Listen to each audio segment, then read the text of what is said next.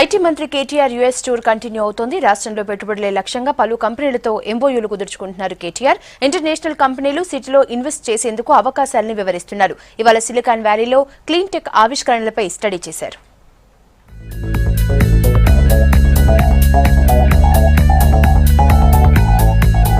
Silicon వ్యాలీలో సంప్రదాయేతర ఇంధన వనరులపై కొత్త ఆవిష్కరణలను పరిశీలించారు మంత్రి కేటీఆర్. కాలిఫోర్నియాలోని క్లీన్ టెక్ ఇంక్యుబేటర్ ఐహబ్లో ఇన్ఫార్మల్ ఎనర్జీ స్టార్టప్స్ ను విజిట్ చేశారు. ఆవిష్కరణలపై పరిశోధకులతో చర్చించారు.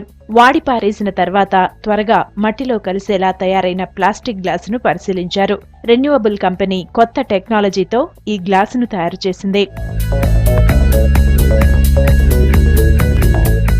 ఈ ప్లాస్టిక్ గ్లాస్ కేవలం 6 నెలల్లోనే మట్టిలో కలిసిపోతుంది.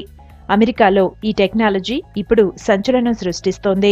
ఇలాంటి పర్యావరణ రహిత టెక్నాలజీని మన దేశంలో కూడా త్వరలోనే ప్రవేశపెట్టాలన్నారు మంత్రి కేటీఆర్.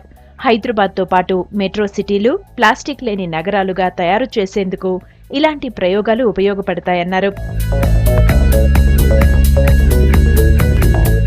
సిలికాన్ వ్యాలీలో ఎలక్ట్రిక్ టెస్లా మోడల్ ఎక్స్ కారును టెస్ట్ డ్రైవ్ చేశారు కేటీఆర్.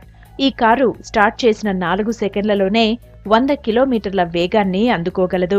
చుట్టూ ఉన్న వాహనాలను, ట్రాఫిక్ అలర్ట్స్ ని ఎప్పటికప్పుడు డ్రైవర్కు ఇన్ఫార్మ్ చేస్తుంది. కారును తయారు చేసిన టెస్లా కంపెనీని ప్రత్యేకంగా అభినందించారు కేటీఆర్. సిలికాన్ వ్యాలీలో జరుగుతున్న పరిశోధనలు టెస్లా విజయ ప్రస్థానం టీ-హబ్ కు మార్గదర్శకంగా నిలుస్తుందన్నారు.